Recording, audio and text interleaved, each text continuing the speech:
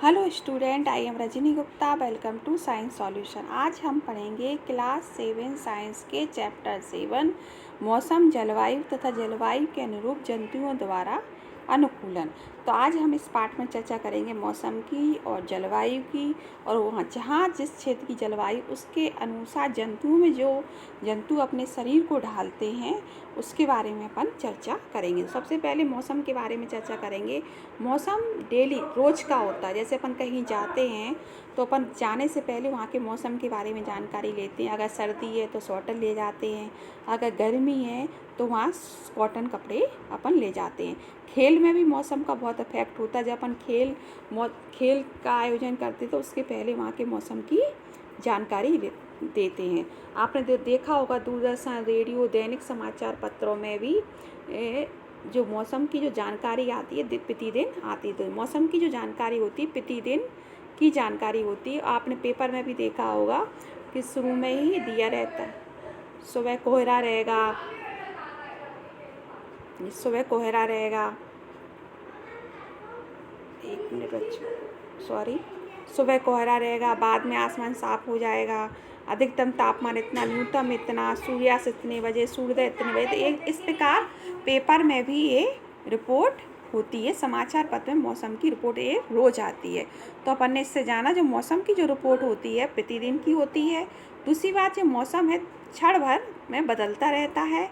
ये कभी भी चेंज मतलब क्षण भर में बदल सकता है। जैसे अभी मौसम ठंडा है, कुछ समय बाद धूप तेज़ निकल जाए तो गर्मी हो जाए, या पानी बरस जाए तो मौसम ठंडा। तो मौसम क्या क्षण भर में अपना कैसा रहता है, बदलता रहता है ना। और जो मौसम किसी भी स्थान का जो मौसम होता है वो 3-4 बातों पर प्रभावित करता है। किसी भी स्थान का जो तापमान है या आर्द्रता, वर्षा, वायु वेग, ये वायुमंडल की प्रतिदिन की जो परिस्थिति है वही उस स्थान का क्या कहलाती है, मौसम कहलाती है। तो यही सब क्या कहलाते हैं, मौसम के घटक कहलाते हैं। तो कुल मिला के अपन ये कहेंगे कि किसी भी स्थान का जो मौसम है दिन प्रतिदिन या सप्ताह दर सप्ताह बदलता रहता है।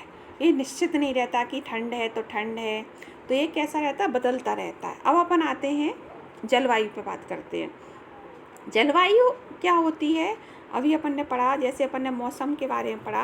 और हाँ, एक चीज़ और, जो मौसम में जो तापमान दिन में तापमान सबसे अधिक रहता है। एक प्रश्न आता है कि सबसे अधिक तापमान कब रहता है, तो दोपहर के बाद रहता है। और न्यूनतम तापमान कब रहता है, सुबह के टाइम रहता है। और इस तापमान के बारे में पता अपन किससे करते हैं, विशेष तापमापी के द्वारा पता करते हैं, जिससे अपन बोलते हैं अधिकतम न्यूनतम तापमापी, जिससे अपन को तापमान के बारे में पता चलता है कि अधिकतम कितना है और न्यूनतम कितना है। अब आते हैं अपन जलवायु। तो जलवायु जो अपन ने पढ़ा, मौसम तो दिन प्रतिदिन या सप्ताह भर की रिपोर्ट होती है, लेकिन जलवायु क्या होती है, कई सालों का आंकड़ा होता है। तब कहीं जाके एक जलवायु वहाँ की निर्धारित होती है। जैसे कि किसी भी स्थान के मौसम की लंबी अवधि, जैसे 25 वर्ष तक जो हमने आंकड़े इकट्ठे किए, उस आधार पर जो मौसम का जो पैटर्न बना वह उस स्थान की क्या कहलाती है, जलवायु कहलाती है। इसको अपन एक उदाहरण से समझे। जैसे अपने साल में 12 महीने होते हैं। अपन ने किसी क्षेत्र का, जैसे अपन ने जम्मू कश्मीर और श्रीनगर का अपन ने किए मौसम के आंकड़े रोज़ लिए उसके, और कई सालों तक लिए। तो कई सालों के बाद जब हमने देखा कि वहाँ मोस्टली 12 महीने में 6 महीने वहाँ ठंडक रहती है, 8 महीने वहाँ ठंडक रहती है। तो वहाँ का जो तापमान है, वहाँ का तापमान कैसा हो जाएगा, ठंडा हो जाएगा। तो वहाँ की जो जलवायु होगी कैसी हो जाएगी, ठंडी हो जाएगी। इसी प्रकार आपने मरुस्थल राजस्थान का तापमान के, राजस्थान के मौसम के आंकड़े लिए कई सालों तक। तो राजस्थान में हमने क्या देखा कि वहाँ 8-10 महीने, 1-2 महीने मौसम ठीक रहता, बाकी 7-8 महीने मौसम कैसा रहता, गर्म वायु चलती रहती है। तो वहाँ का जो वातावरण है, राजस्थान का जो वातावरण में क्या है, गर्मी ज़्यादा, तो वहाँ की जलवायु कैसी रही, गर्मी ज़्यादा रही। इसी प्रकार कई स्थानों पर पानी ज़्यादा बरसता है कई दिनों तक, तो वहाँ की जो जलवायु हो जाएगी कैसी हो जाएगी, गर्म और आर्द्र हो जाएगी। तो आपको समझ में आ गया होगा कि मौसम क्या होते हैं, प्रतिदिन के आंकड़े होते हैं, है ना। लेकिन जलवायु के जो आंकड़े होते हैं कई सालों के मिलकर कई सालों के आंकड़ों से जो मौसम का जो पैटर्न बनता है वो क्या कहलाती है, जलवायु कहलाती है। अब आते हैं अपन की जलवायु और अनुकूलन। अब जैसे जहाँ की जैसी जलवायु होगी तो वहाँ का वैसा ही, वहाँ जो जीव जंतु रहते होंगे तो वहाँ के जीव जंतु उसी के अनुसार अपने शरीर को ढाल लेते हैं। तो जो जलवायु का है, सभी जीवों पर कैसा गहरा प्रभाव पड़ता है। जंतु उन स्थितियों में जीने के लिए अनुकूलित होते हैं जिनमें वे रहते हैं। अत्यधिक सर्द या गर्म जलवायु में जीवित रहने वाले जंतुओं में स्वयं को चरम मतलब ठंड से बचाना और गर्मी से बचाने के लिए कुछ विशेष गुण होते हैं। मतलब कुछ उन्हें अगर सर्दी ज़्यादा है तो उसके अनुसार अपने शरीर को ढालना पड़ता है, गर्मी ज़्यादा है तो उसके अनुसार उन्हें अपने शरीर को ढालना होता है। तो आज अपन इस पार्ट में 2 क्षेत्रों के बारे में चर्चा करेंगे, एक ध्रुवीय क्षेत्र और एक उष्णकटिबंधीय वर्षा वन क्षेत्र जैसे पोलर रीजन, और दूसरा है ट्रॉपिकल रेन फॉरेस्ट। तो ध्रुवीय जो क्षेत्र जिसे अपन बोलते हैं पोलर रीजन, ये ध्रुवों के समीप स्थित रहता है, जैसे उत्तरी ध्रुव और दक्षिणी ध्रुव। ये कहाँ रहते ज़्यादा? Canada, Greenland, Iceland, Norway, Sweden, Finland, America में। ये पूछा जा सकता है ध्रुवीय क्षेत्रों के नाम बताइए, है ना। और उष्णकटिबंधीय वर्षा वन के क्षेत्र क्या है? Bharat, Malaysia, Indonesia, Brazil, Congo, गणतंत्र, केन्या, युगांडा, नाइजीरिया कुछ ऐसे देश हैं जहाँ उष्णकटिबंधीय वर्षा वन मतलब ट्रॉपिकल रेन फॉरेस्ट पाया जाता है। तो अपन सबसे पहले पोलर रीजन मतलब ध्रुवीय क्षेत्र के बारे में चर्चा करेंगे। तो जो ध्रुवीय जो क्षेत्र होता है वहाँ की जो मोस्टली जो जलवायु होती है वो कैसी होती है? जो जलवायु जो होती है वहाँ की जो ठंड सर्दी ज़्यादा होती है ना। अधिकांश जो क्षेत्र है अधिकांश समय बर्फ़ से ढका रहता है। और वहाँ जो तापमान रहता है -37 डिग्री सेंटीग्रेड होता है। तो वहाँ कौन से जानवर पाए जाते हैं? वहाँ एक ध्रुवीय भालू पाया जाता है और पेंगुइन पाया जाता है। अब ध्रुवीय भालू जो होता है तो ध्रुवीय भालू सफ़ेद रंग का होता है ना। तो इसमें सफ़ेद रंग के चित्र दिख रहा है, इससे सफ़ेद रंग के क्या होते हैं? फर पाए जाते हैं। तो सफ़ेद रंग के जो शरीर जो फर पाए जाते हैं इसके कारण क्या होता है? सफ़ेद बर्फ़ होती है जिसके कारण ये आसानी से दिखाई नहीं देते। जैसे कोई भी शिकारी इन्हें पकड़ता है तो ये आसानी से बर्फ़ में छिप जाते हैं और इन्हें ये मतलब शिकारी को ये आसानी से देख नहीं पाते। पहला रीज़न। दूसरा क्या है? इनके सुनने की शक्ति बहुत अच्छी होती है। ये भालू अपने शिकार को ढूंढने पकड़ने में सहायक होती है क्योंकि इनकी सूंघने की शक्ति ज़्यादा अच्छी होती है, तो ये हाल अपने शिकार को ढूंढ लेते हैं। तीसरी बात, जो इनके जो नाखून होते हैं मुड़े हुए लंबे और पैने होते हैं जिसके कारण ये बर्फ़ में चलने में इन्हें सहायता होती है। ये दिख रहा है आपको। इनके शरीर पर बालों की 2 मोटी परत होती है, सफ़ेद बाल होते हैं और 2 परत होती हैं जिसके कारण इनका शरीर कैसा रहता है? गर्म रहता है। और एक त्वचा के नीचे कैसे वसा की एक परत होती है जिसके कारण भी इनका जो शरीर होता है वो कैसा होता है? गर्म होता है। और ये अच्छे तैराक होते हैं, ये पानी में बहुत अच्छे तरीके से तैर लेते हैं। इसी प्रकार अपन चर्चा करते हैं पेंगुइन। जो पेंगुइन का चित्र देखा है, ये पेंगुइन भी आपने देखा होगा, ये झुंड में रहते हैं, ये भी सफ़ेद रंग के होते हैं। झुंड में इसलिए रहते हैं कि इनको सर्दी ना लगे। ये भी अच्छे तैराक होते हैं। इनके जो पैर दिख रहे हैं, पैरों में जाल जैसा बना रहता है इसलिए अच्छे तैराक होते हैं। इनका जो शरीर होता है वो भी, इनका शरीर भी कैसा रहता है? धारा रेखित होता है।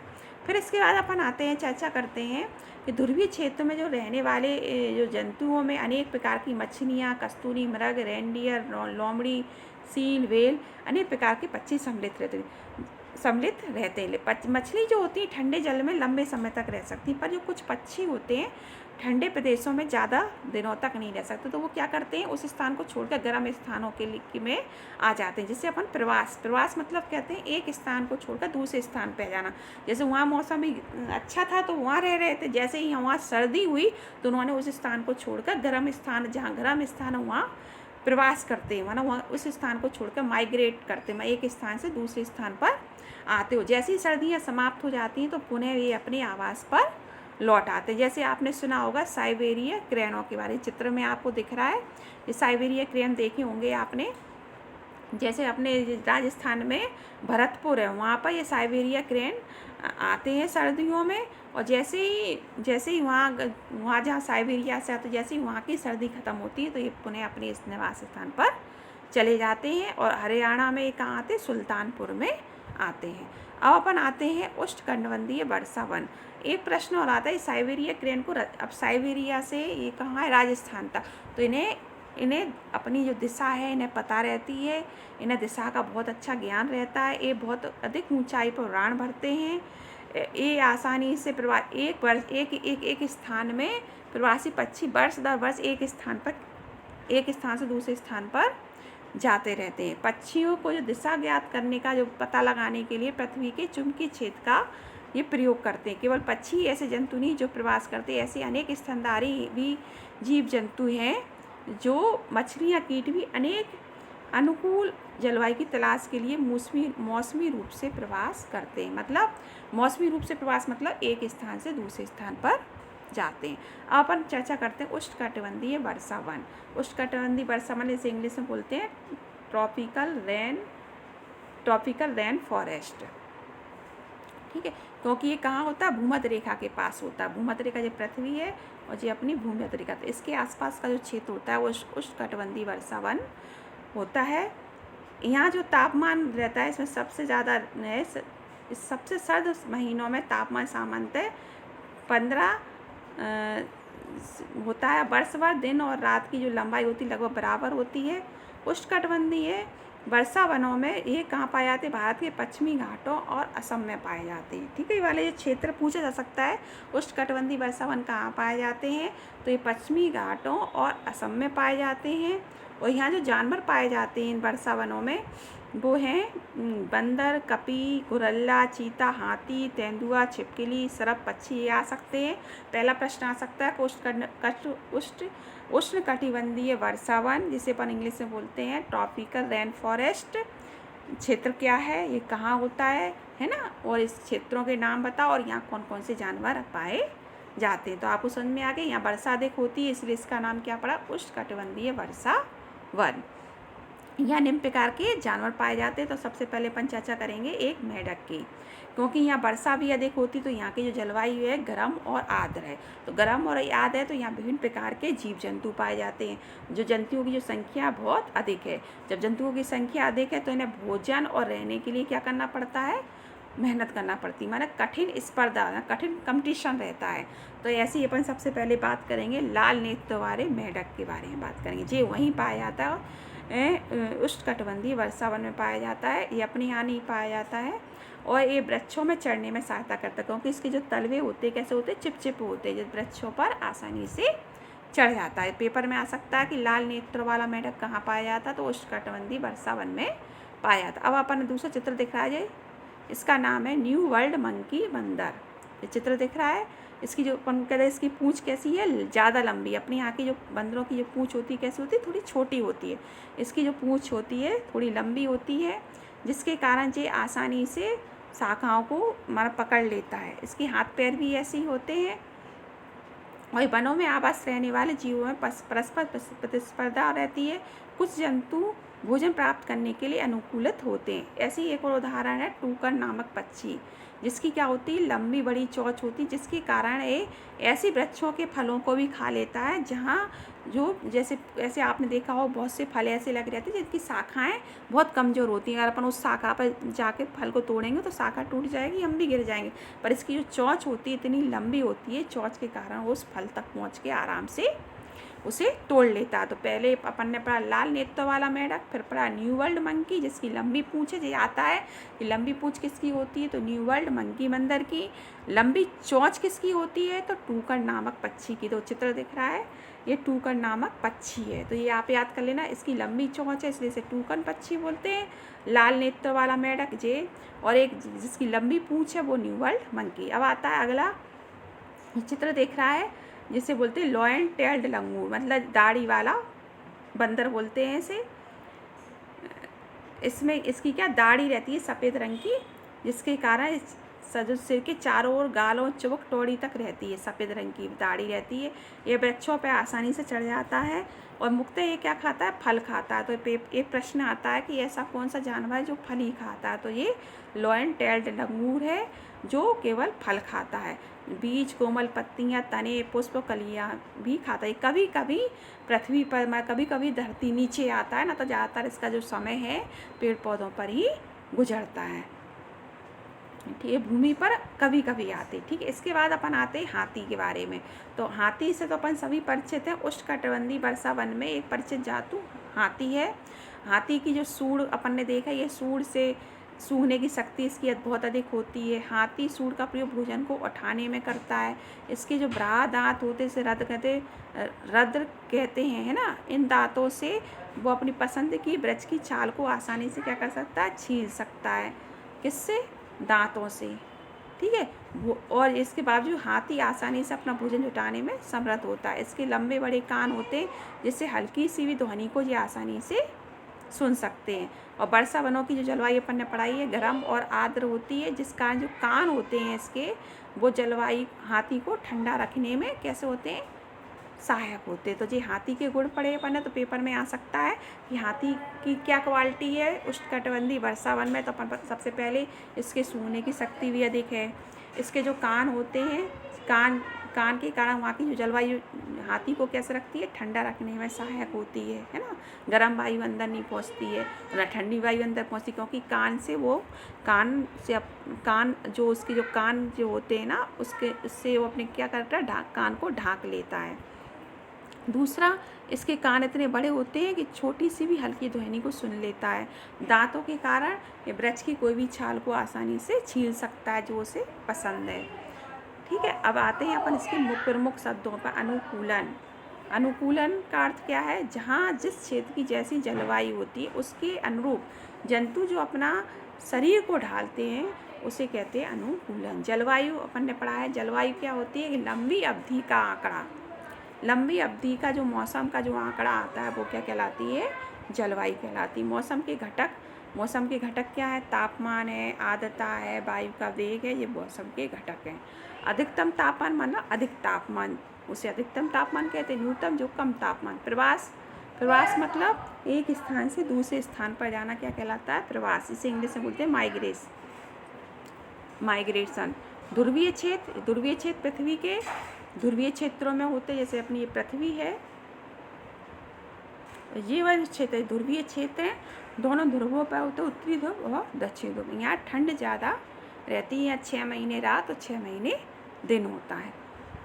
फिर आती है उष्णकटिबंधीय वर्षावन। उष्णकटिबंधीय जो वर्षावन होते हैं वो कहाँ होते हैं, भूमध्य रेखा के आसपास होते हैं, है ना, और यहाँ गर्मी ज़्यादा रहती है। उष्णकटिबंधीय क्षेत्र अपन ने अभी पढ़े ही हैं, असम।